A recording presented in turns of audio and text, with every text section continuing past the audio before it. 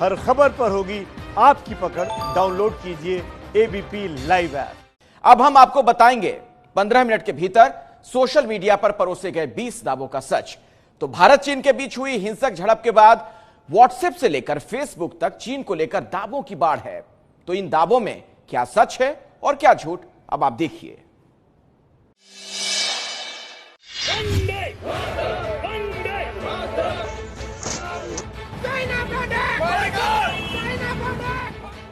लद्दाख में भारत चीन सीमा पर हुई खूनी झड़प के बाद देश में चीनी सामान के बहिष्कार की मांग हो रही है। बहिष्कार वाली मांग को लेकर ये ट्वीट वायरल है।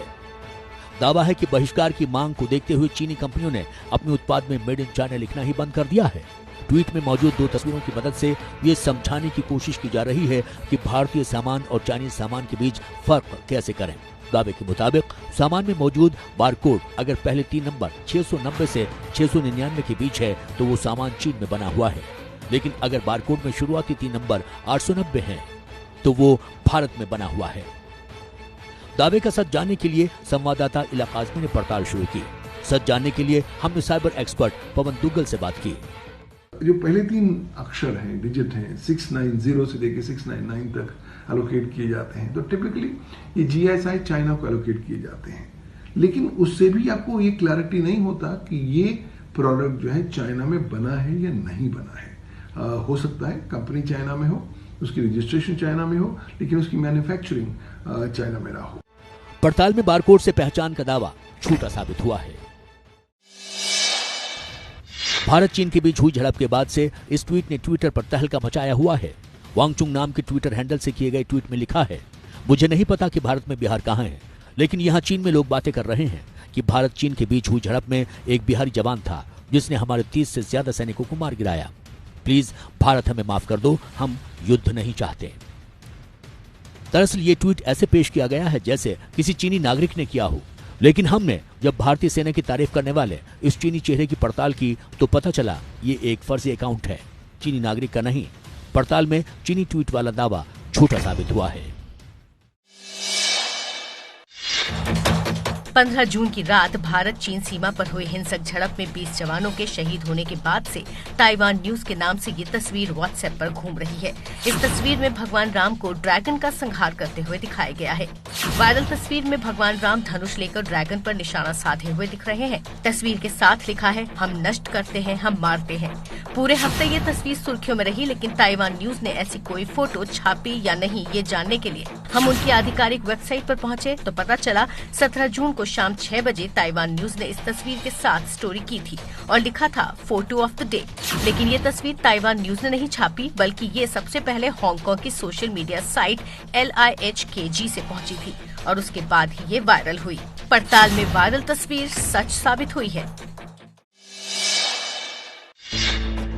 भारत चीन तनाव के बीच व्हाट्सएप पर यह मैसेज जमकर वायरल हो रहा है, जिसमें लिखा है, भारत सरकार ने फैसला ले लिया है, आखिरकार 25 जून से टिकटॉक ऐप भारत में बैन कर दिया जाएगा और प्ले स्टोर से हटा दिया जाएगा। ऐसे दावों को हवा मिल रही है क्योंकि भारत सरकार ने भारतीय रेलवे का एक टेंडर जो चीनी कंपनी को दिया था वो रद्द कर दिया है। लेकिन इस दावे में कितनी सच्चाई है, ये जानने के लिए हमने केंद्र सरकार के कई अधिकारियों से बात की। हमारी जांच के मुताबिक भारत सरकार ने अभी तक ऐसा कोई निर्णय नहीं लिया है जिसमें यह कहा गया हो कि 25 जून तक टिकटॉक को आधिकारिक तौर से बंद कर दिया जाएगा या फिर उसे प्ले स्टोर से हटा लिया जाएगा। पड़ताल में दावा झूठा साबित हुआ है। व्हाट्सएप पर चेतावनी की शक्ल में घूम रहे इस मैसेज में लिखा है, विशेष सूचना, आज चीनी सामान पर मेड इन चाइना नहीं लिखा है, अब लिखा है PRC, people's republic of China. Viral दावे का सच जानने के लिए संवाददाता इलाका आजमी ने पड़ताल शुरू की। हमने देश के सबसे बड़े व्यापार संगठन confederation of all India traders के अध्यक्ष प्रवीण खंडेलवाल से बात की। पहले चाइना था, चाइना का जब विरोध हुआ तो चाइना ने चाइना का नाम हटा करके मेड इन PRC कर दिया। आम आदमी को नहीं पता कि ये PRC क्या होता है। PRC का मतलब है made in people's republic of China.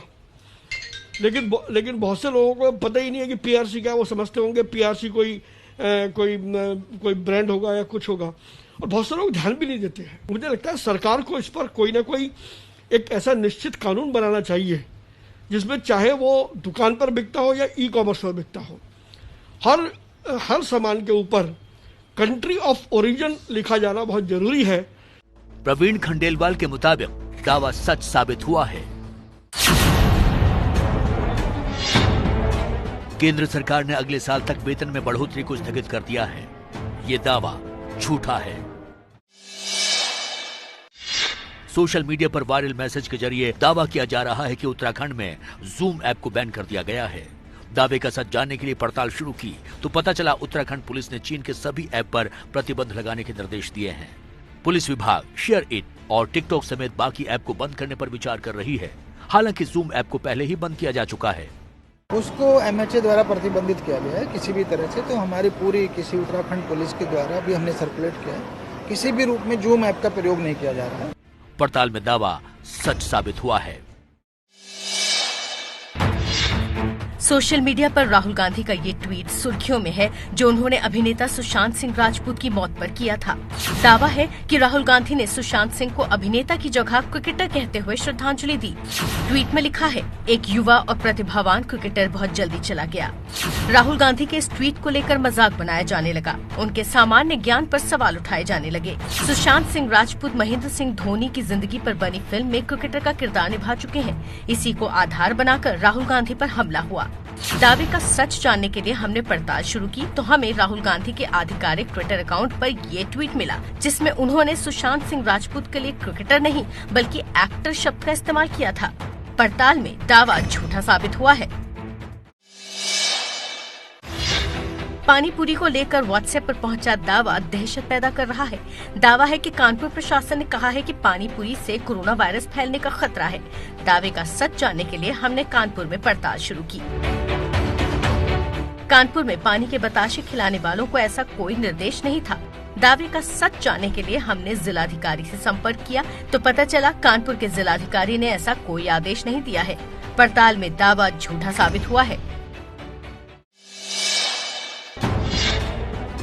Social media पर स्पेशल टास्क फोर्स यूपी के नाम से एक चिट्ठी पहुंची है, जिसमें सभी कर्मचारियों को अधिकारियों को ये आदेश दिया गया है कि वो अपने और अपने परिजनों के फोन से लिस्ट में मौजूद सभी चाइनीज ऐप को रिमूव कर दें। दावे के मुताबिक ये ऐप डाटा चुराते हैं। 2 पन्नों की वाली चिट्ठी में टिकटॉक से लेकर वीचैट तक 52 ऐप की लिस्ट है।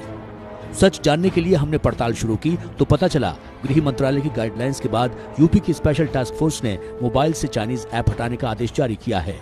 पड़ताल में दावा सच साबित हुआ है।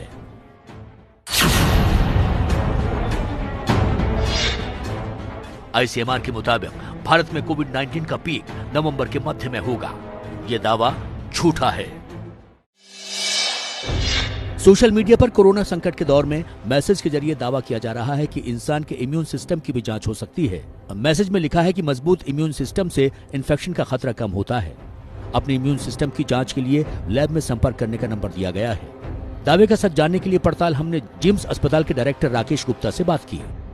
कोविड बीमारी में इम्यूनिटी का एक काफ़ी बड़ा रोल है। मैं नहीं समझता कि कोई इस तरह का मैं नहीं समझता कि कोई ऐसा टेस्ट है कि आपको टेस्ट करें बता दें कि आपकी इम्यूनिटी कितनी है। खाली ये बोलूँगा लोग पैनिक ना करें। इंसान के इम्यून सिस्टम की जांच करने वाला दावा झूठा साबित हुआ है। चारपाई पर लेटी 120 साल की बूढ़ी माँ।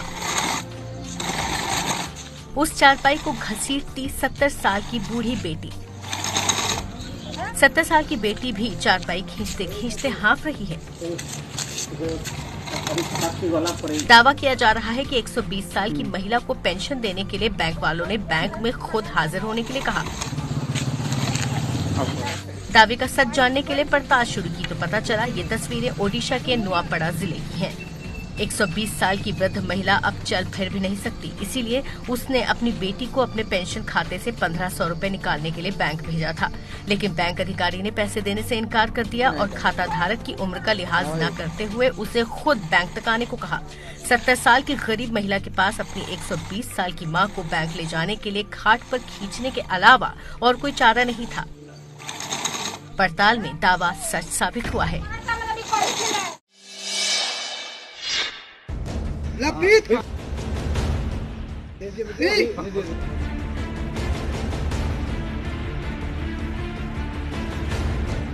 बस 40 सेकंड के वायरल वीडियो ने सोशल मीडिया पर सनसनी मचा दी है।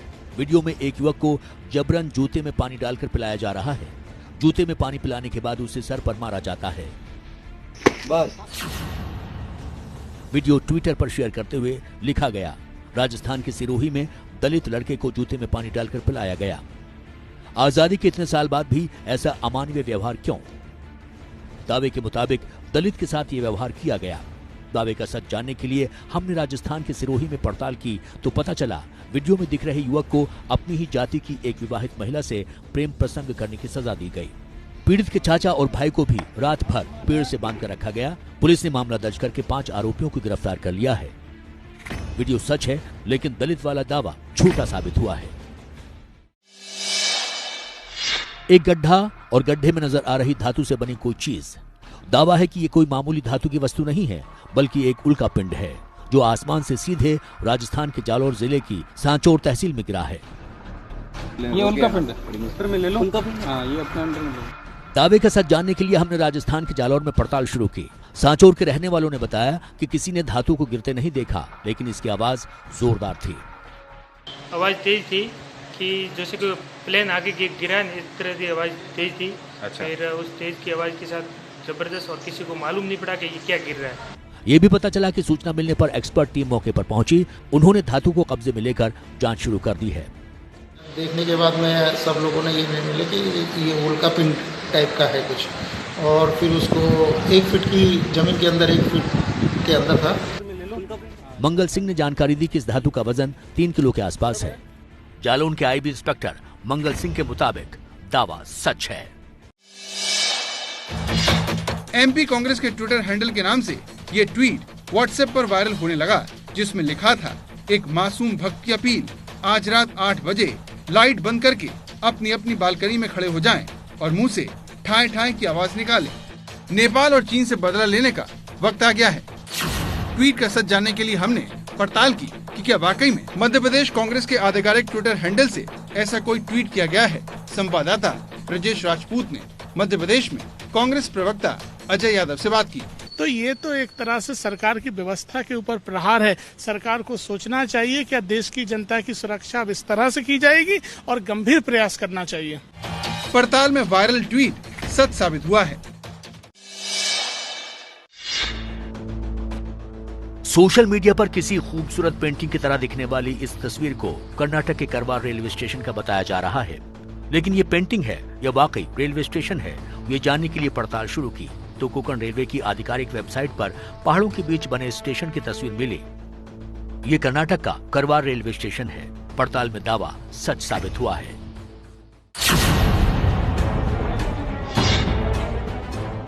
नीट यूजी की परीक्षा को अगस्त के लिए टाल दिया गया है। ये दावा झूठा है। 15 मिनट में 20 फैसले, सच्चाई का सेंसेक्स।